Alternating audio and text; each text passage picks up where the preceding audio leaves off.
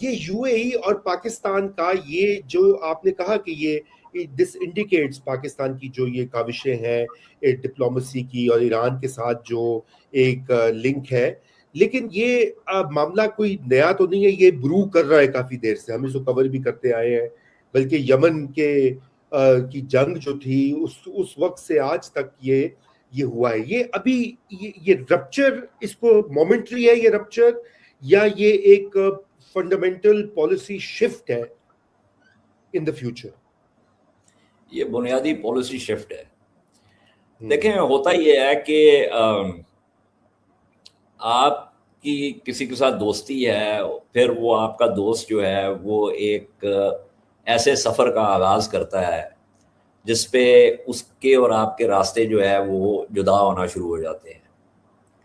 اب مجھے معلوم ہے کہ آپ کے بھی ایک پرانے دوست جو ہیں وہ جو اس وقت بیٹھے ہوئے ہیں امارات میں، وہ بھی کافی جو ہے پھر ایکٹیو ہیں، بتا رہے ہیں ہمیں کہ وہ دیکھیں ان بیچاروں پہ کتنے حملے ہوئے اور کیا ہوا، لیکن یہ نہیں بتا رہے کہ حملے کیوں ہوئے ہیں، یہ نہیں بتا رہے کہ موساد کے کتنے ایجنٹس وہاں پہ بیٹھے ہوئے ہیں، یہ نہیں بتا رہے کہ وہاں پہ جو ہے جو غزہ کے حوالے سے امارات کی جو پوزیشن ہے وہ کیا ہے، سوڈان کے اندر جو ہے وہ امارات میں کیا گند گھولا ہوا تھا، اور ہمارے خلاف نہیں، سعودی عرب کے خلاف لیبیا کے اندر یہ کیا کر رہے تھے، یمن کے اندر کیا کر رہے تھے، وہ تھے گل تو ان جی سامنے آ گئی. تو بٹ مور سیریسلی یہ جس راستے پر چل نکلے ہیں بحرین اور یہ امارات جو ہے خاص طور پر، میں نے پچھلے پروگرام میں بھی آپ کو عرض کیا تھا کہ یہ جو خلیجی کونسل ہے جو کہ بنیادی طور پہ وجود میں آئی تھی کیونکہ ان کا ایک ایران کے حوالے سے ایک اتحاد بنا تھا. اب اس کے اندر آپ کو قطر اور عمان جو ہے وہ کہیں اور کھڑے نظر آئیں گے، آپ کو جو ہے وہ امارات اور بحرین جو ہیں وہ بالکل کسی اور کونے میں نظر آئیں گے، اور سعودی عرب اور کویت جو ہے وہ بیچ میں جو ہے نا بہن بہن جو ہے وہ معاملہ ہے. تو ابھی آگے اس جنگ کے خاتمے، مطلب جنگ تو یہ اس وقت تک ختم نہیں ہوگی جب تک صہیونیت کا خاتمہ نہیں ہوتا، لیکن میں اس جنگ کے اس فیز کی بات کر رہا ہوں.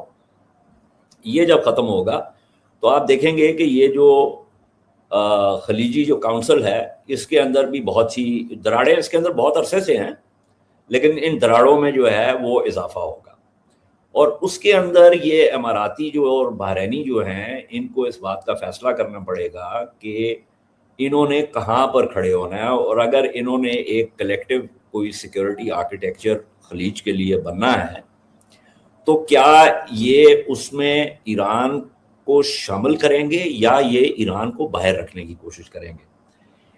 جو باشعور جو خلیجی ممالک ہیں ان کے اندر تو اس بات کا احساس ہے، اور Oman is the leading state in that، کہ یہ جو ماڈل تھا کہ بھائی آپ ایبراہم ایکارڈز میں جو ہے وہ صہیونی ریاست کے ساتھ ہاتھ ملائیں گے، فلسطینیوں کو جو ہے نا جو ہے وہ پھینک دیں گے دریا کے کنارے، اور امریکہ کے اڈے اپنے پاس لے آئیں گے تو آپ محفوظ ہو جائیں گے.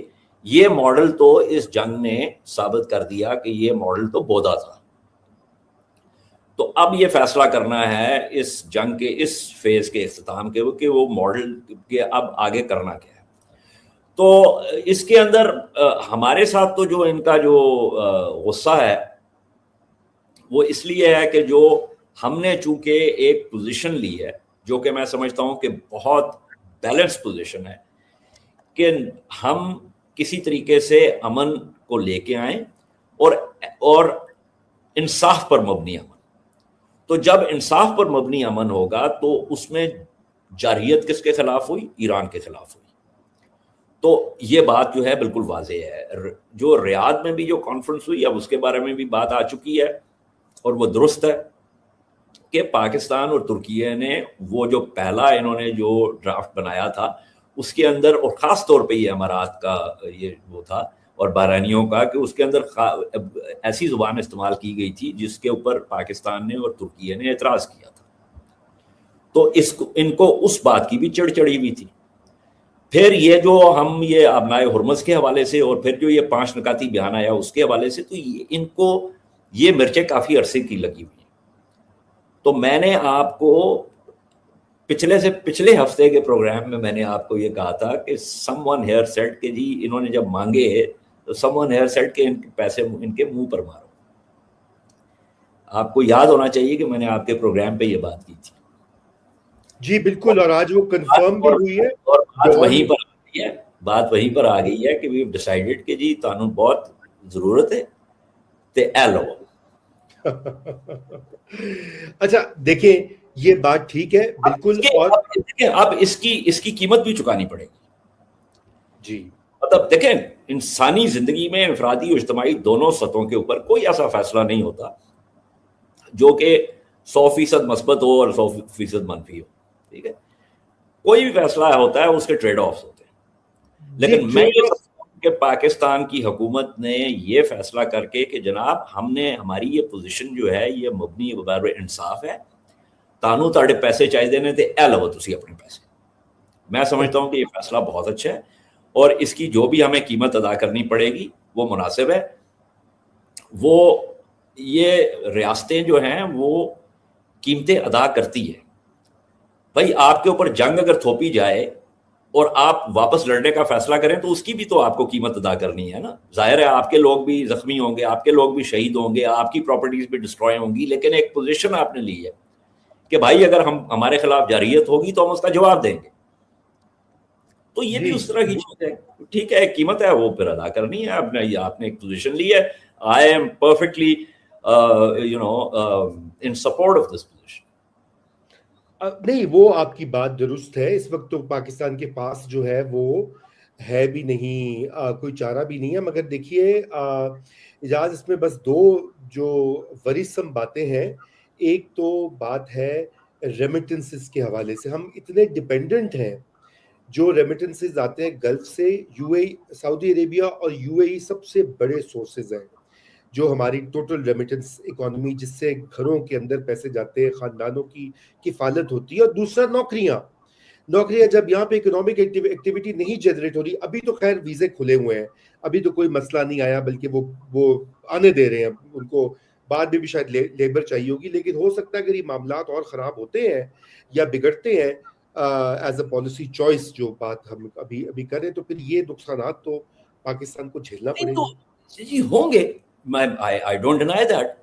لیکن ایشو یہ ہے کہ میں نے کتنی دفعہ آپ کے پروگرام پہ یہ بات کی ہے کہ بھائی آپ یہ جو ریمیٹنس, یہ ترسیلات زر کا جو معاملہ ہے, جو کہ کئی دفعہ آپ کی ایکسپورٹ سے جو ہے وہ زیادہ پیسے آتے ہیں. بالکل, آپ جو اس وقت ویسٹ میں, فار ایسٹ میں جو ایجنگ پاپولیشنز ہیں ان کو ٹیپ کریں اور فیسیلیٹیٹ کریں وائٹ کالر ایکسپرٹس کی جو ہے وہ ایکسپورٹ ٹو دوز کنٹریز.